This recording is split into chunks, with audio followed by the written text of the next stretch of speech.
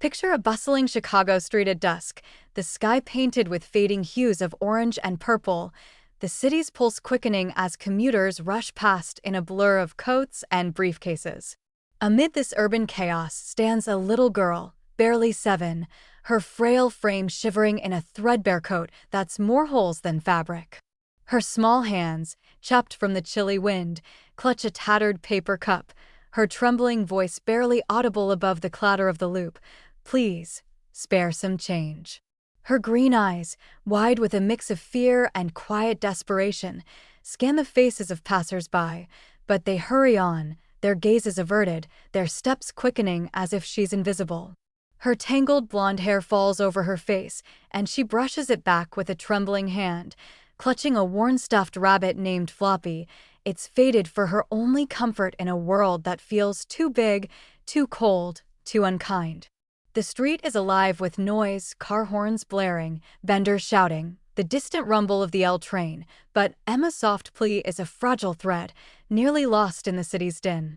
Then, a sleek Mercedes-Benz S-Class glides to the curb, its polished black exterior catching the glow of streetlights, its engine humming with quiet power. A millionaire steps out, his tailored charcoal suit impeccable, his presence commanding, parting the crowd like a ship cutting through waves. Lucas Bennett, a financial mogul known for his steely heart and unyielding ambition, pauses mid-stride, his sharp eyes catching Emma's fleeting glance. He looks once, then twice, his polished shoes halting on the pavement as something shifts in his gaze, a flicker of recognition, a stab of compassion that he can't ignore. His voice, firm but laced with an unexpected warmth, cuts through the evening's noise. "You don't have to beg anymore." The words hang in the air, silencing the street's chaos, stopping passers-by in their tracks, their eyes turning to the unlikely scene unfolding before them. What could force a child like Emma to stand on a street corner, begging for coins to survive? What kind of world leaves a 7-year-old alone, her small voice pleading for help while the city rushes past? And why would a man like Lucas Bennett, a titan of wealth who navigates Chicago's financial world with cold precision, stop dead in his tracks for a girl he's never met? This is no ordinary story. It's a tale of desperation so raw it aches, of compassion that breaks through walls of indifference, and of a single moment that rewrites lives forever. Emma's plea, small but unyielding, carries the weight of a life yearning for safety, for normalcy, for a chance to be more than a shadow on the streets.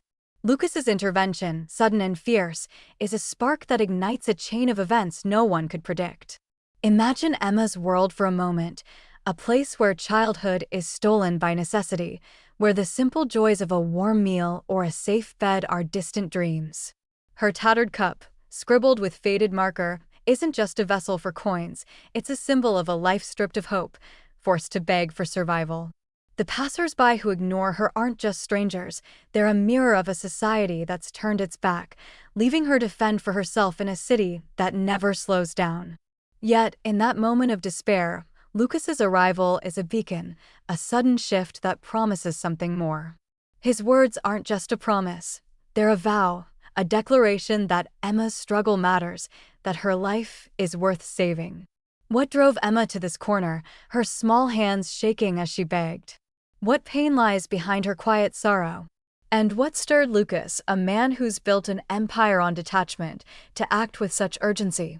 This story will take you deep into the heart of Chicago, from the gritty streets of Englewood to the gleaming heights of the Gold Coast, where two lives collide in a way that changes everything.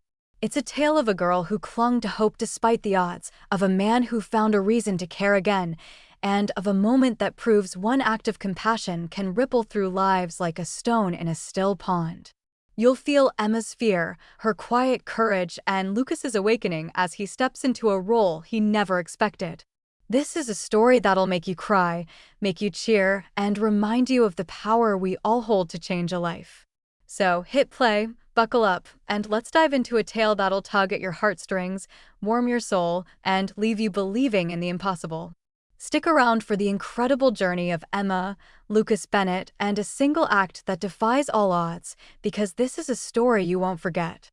Hey everyone! Welcome back to the channel, where we unearth stories that hit you deep in the soul, spark hope, and celebrate the incredible power of human kindness. If you're new here, smash that subscribe button and join our vibrant community of story lovers. We're absolutely thrilled to have you.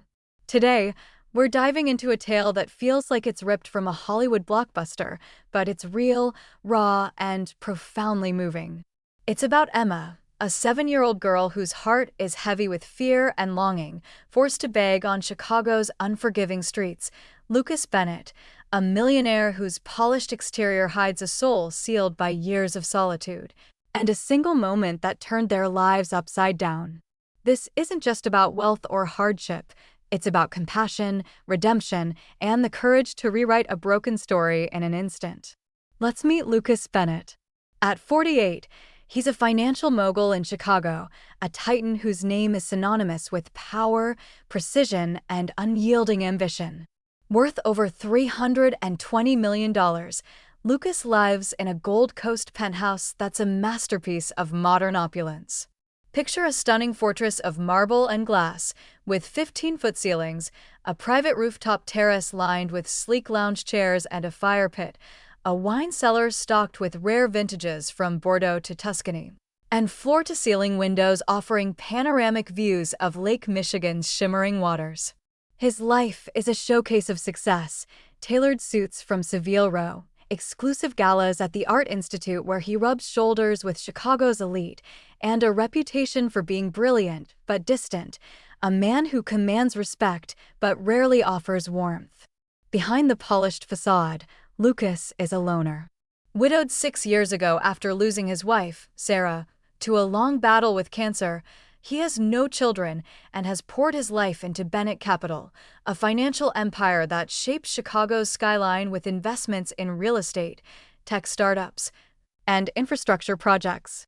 His staff, drivers, housekeepers, personal assistants, security personnel, manage his world like a well-oiled machine, but he barely acknowledges them, their names and faces fading into the blur of his high-stakes world of acquisitions, mergers, and multi-million-dollar deals. Lucas's days are a masterclass in precision. Mornings begin with a 6 a.m. run along the lakefront trail, his sneakers pounding the pavement as the city wakes, followed by a black coffee from a $5,000 espresso machine while he reviews stock market trends on a wall of monitors in his home office. His office tower in the Loop, a sleek structure of glass and steel, is his command center, its top floor suite a minimalist marvel with a polished mahogany desk, modern art on the walls, and views stretching from the Willis Tower to the distant horizon. Meetings with investors, calls with Wall Street analysts, and late-night strategy sessions consume him, his mind always calculating risks and rewards. His wife's death left him guarded, her absence a wound he buried under work. Sarah had been his anchor, her warmth balancing his ambition, and without her, he's built walls around his heart, his life a series of calculated moves.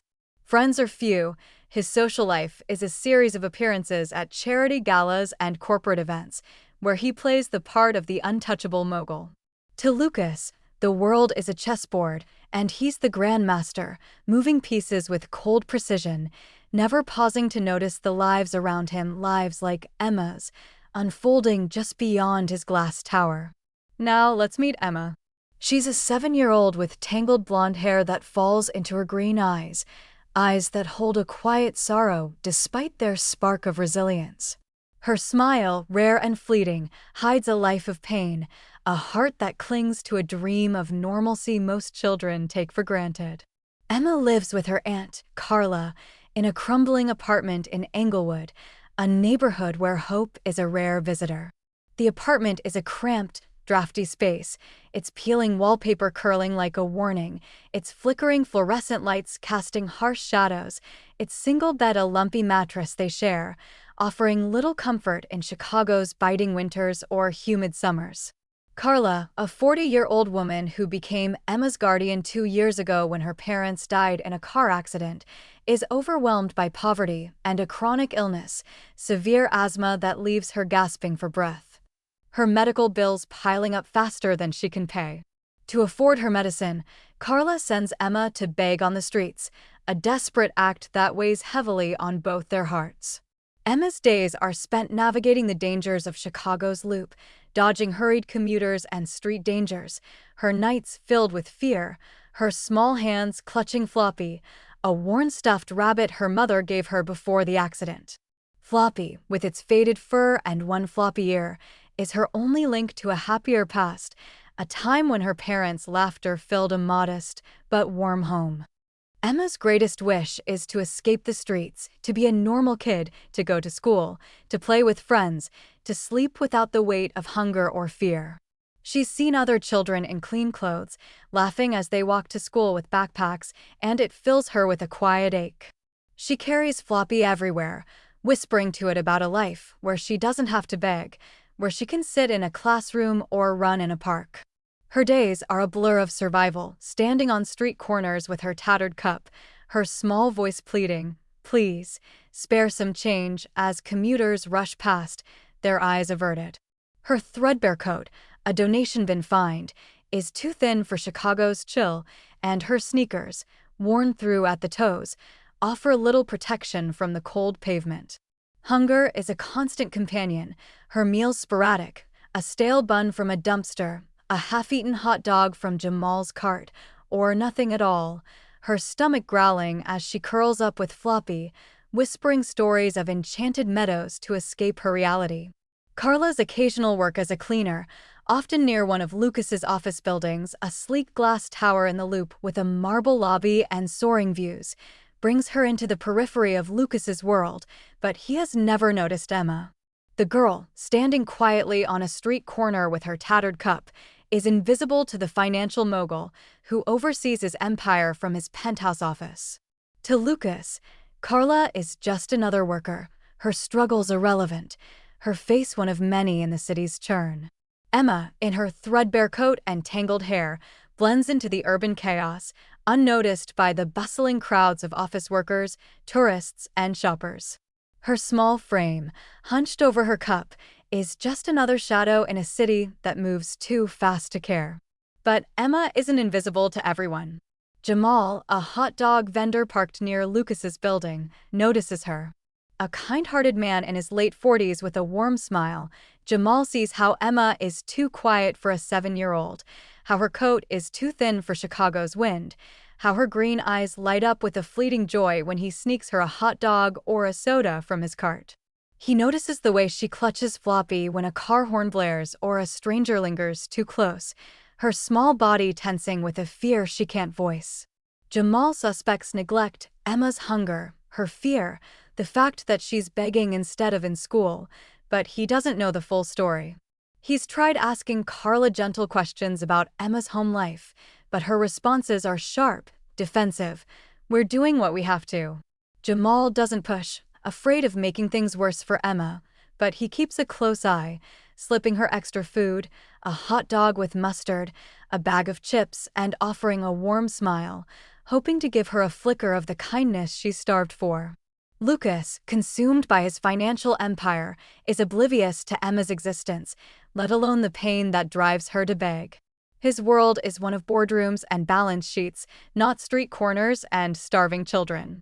When his property manager mentions issues with workers like Carla, unreliable labor due to her illness, complaints about loitering near the hot dog cart, Lucas's response is cold, dismissive, "Fix it." His mind is on a $250 million real estate deal, a project that could redefine Chicago's skyline, not a struggling cleaner or the child who tags along. Emma's pleas for change, Carla's battles with illness, Jamal's quiet concern, none of it registers in his world of wealth and power. That is, until one fateful evening, a moment that will shatter his carefully constructed world and force him to confront a reality he's never imagined. Let's dive into the problem that set the stage for this life-altering encounter, a moment where a girl's desperate plea and a millionaire's unexpected compassion collide to change everything. Emma's life was a quiet battle against a world far too heavy for her small shoulders.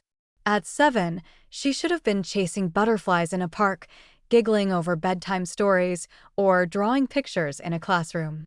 Instead, she was surviving, navigating a life where hunger, fear, and the constant weight of begging defined her days. Carla, her aunt, was a loving but desperate woman, worn down by poverty and a chronic asthma condition that left her breathless, her medical bills piling up like a mountain she couldn't climb.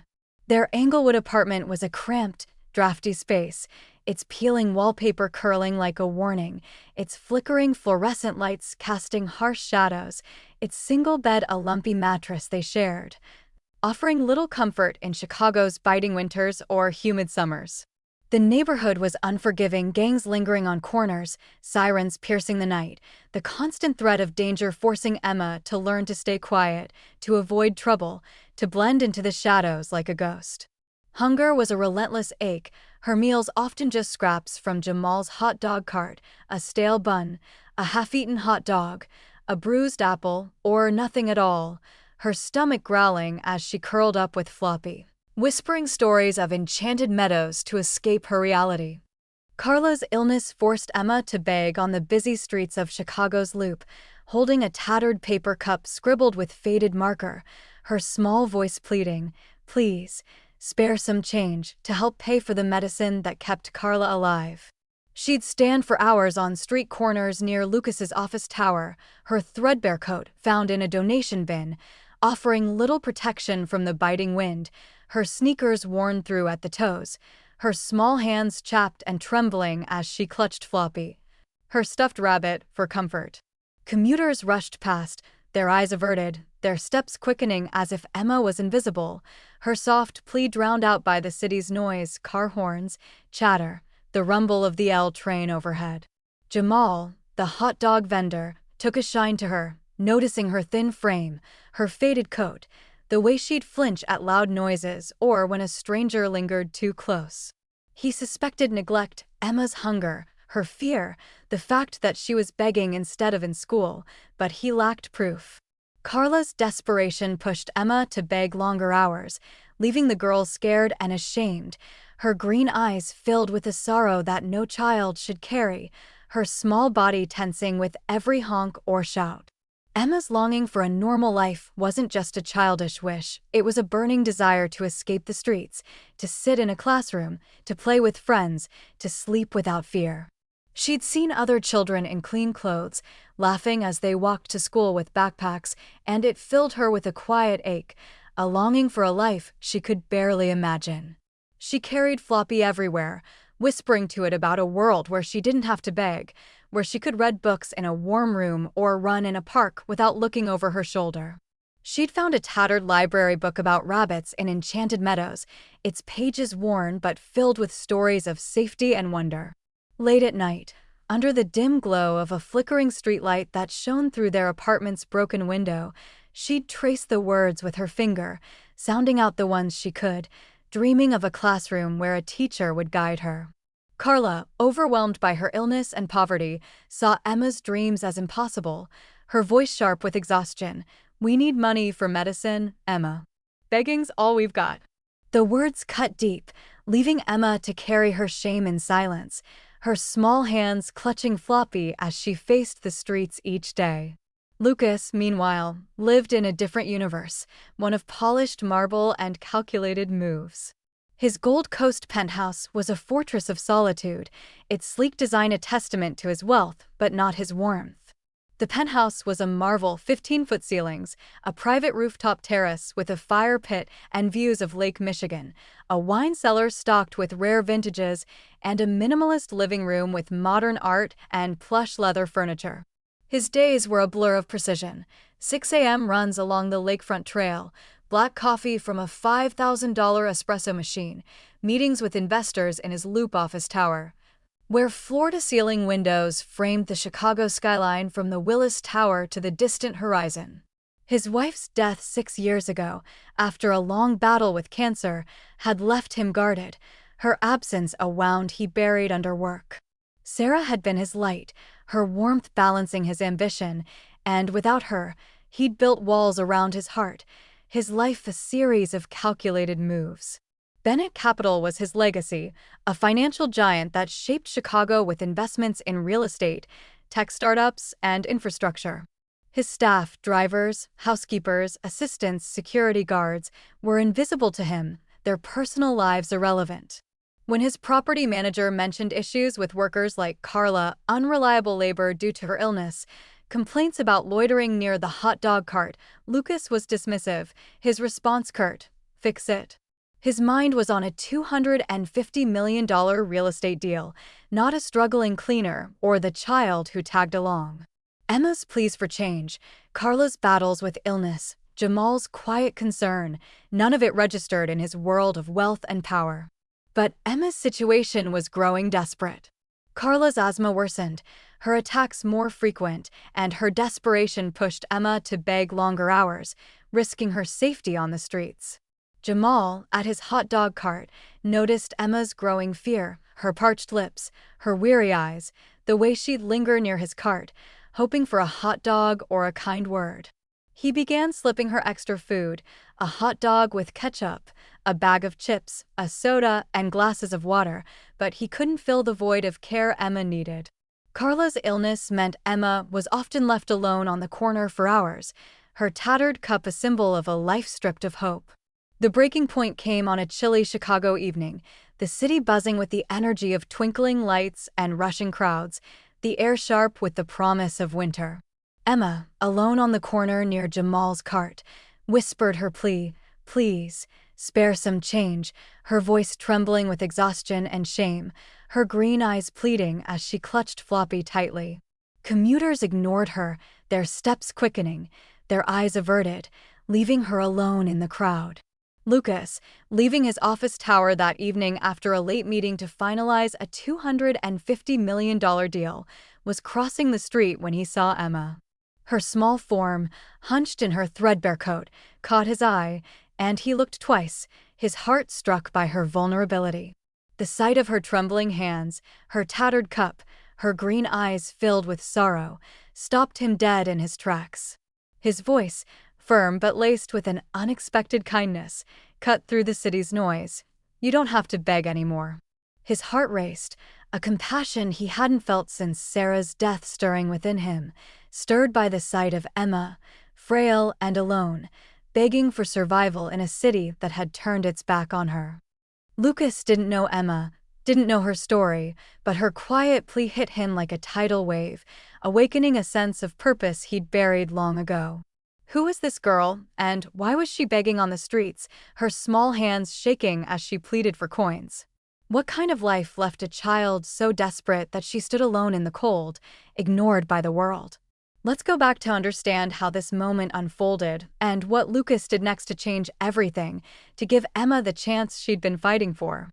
To grasp the full weight of that moment on the street corner, we need to rewind to Emma's life before that chilly Chicago evening to understand the world that shaped her desperate plea and the forces that brought Lucas Bennett into her orbit. Emma was born to parents who loved her fiercely but were taken too soon, killed in a car accident when she was 5.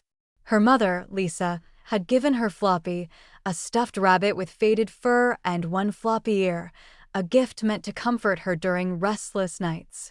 Her father, Michael, had promised to take her to a park to see real rabbits, a promise broken by the tragedy that tore their family apart. When they died, Emma was left with Carla, her 40-year-old aunt, a single woman with no children and a chronic asthma condition that made survival a daily struggle. Carla took Emma in out of love, but poverty and illness overwhelmed her, and her desperation pushed Emma to beg on the streets to afford medicine. Their Englewood apartment was a crumbling relic, its walls stained with years of neglect, its flickering lights casting harsh shadows, its single bed a lumpy mattress they shared, offering no comfort in Chicago's harsh winters or humid summers.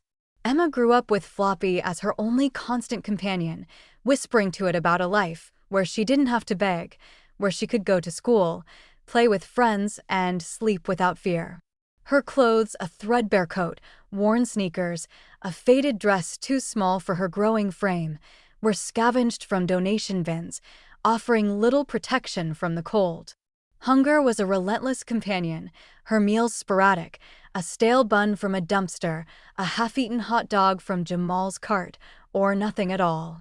She'd learned to ignore the ache in her stomach, to focus on her dreams instead, but the hunger lingered, a constant reminder of her reality.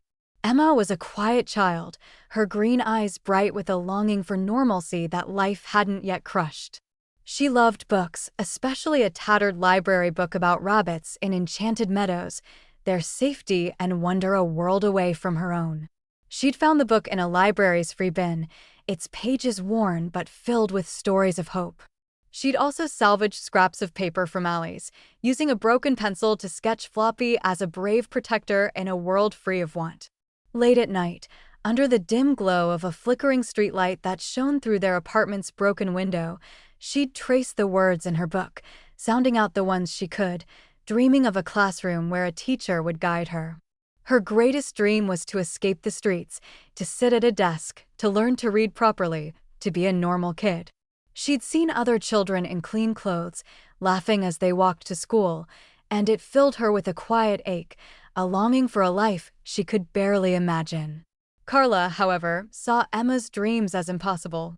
"We need money for medicine," she'd say, her voice sharp with exhaustion, her asthma attacks leaving her pale and trembling. "Begging's all we've got, Emma." The words cut deep, leaving Emma to carry her shame in silence, her small hands clutching Floppy as she faced the streets each day. Carla's occasional work as a cleaner, often near Lucas's office tower, a sleek glass structure in the Loop with a marble lobby and soaring views, meant Emma tagged along, begging on street corners near Jamal's hot dog cart, a colorful stand that served hot dogs and sodas to office workers and tourists. She'd stand with Floppy, her tattered cup in hand, her small voice pleading, "Please, spare some change," as the city rushed past, her green eyes scanning the crowd for a flicker of kindness. The corner was a small island in the city's chaos, surrounded by the clatter of dishes, the chatter of customers, and the roar of traffic.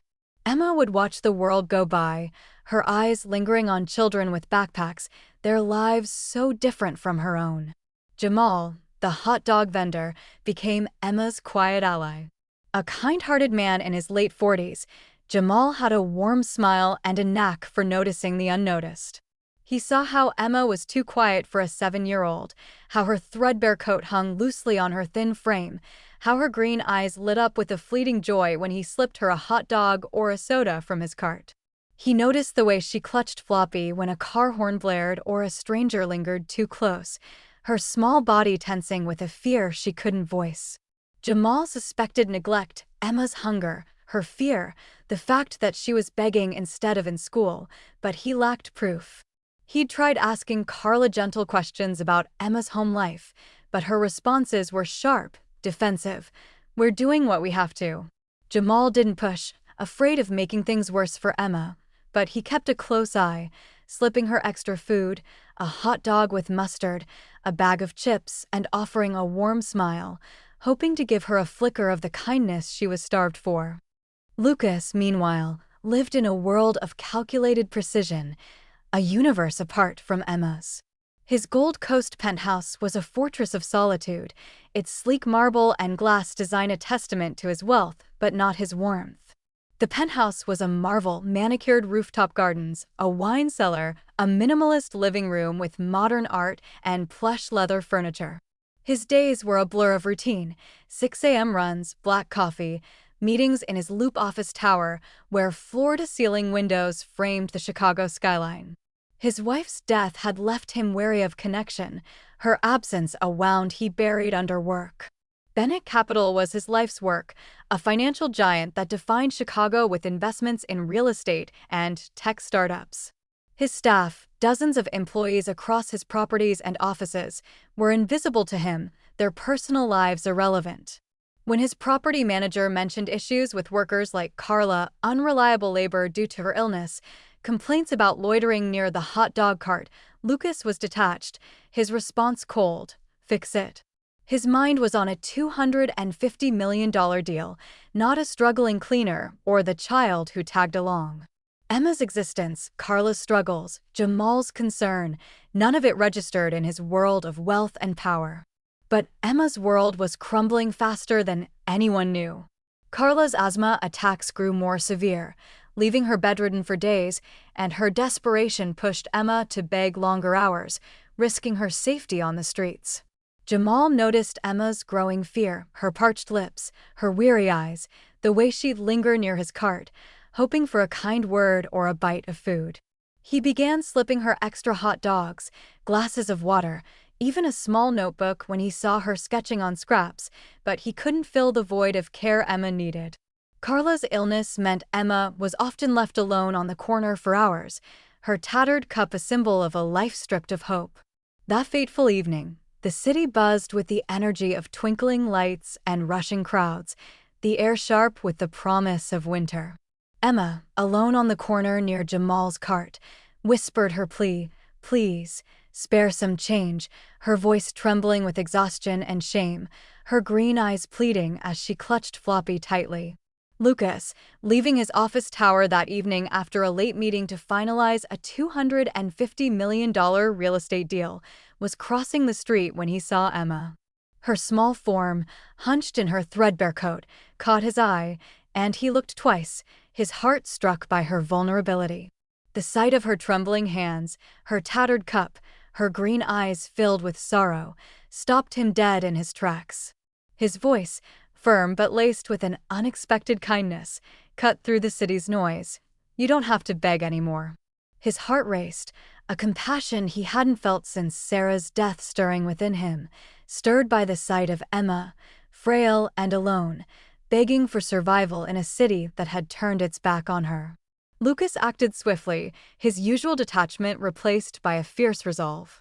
He called over Jamal, who explained what he knew about Carla's illness and Emma's begging, her hunger, her loneliness, the nights spent on the streets. Lucas's heart clenched. He didn't know this girl, but her plea for something as basic as survival awakened a compassion he'd buried long ago. He contacted a social worker to ensure Emma's safety that evening, arranging for her to be taken to a warm, safe foster home with plenty of food and a bed of her own. He tracked down Carla, who was found nearby, struggling to breathe through an asthma attack. Lucas confronted her, his voice firm but not unkind, offering to fund her medical care and housing, but making it clear that Emma's safety was the priority, non-negotiable.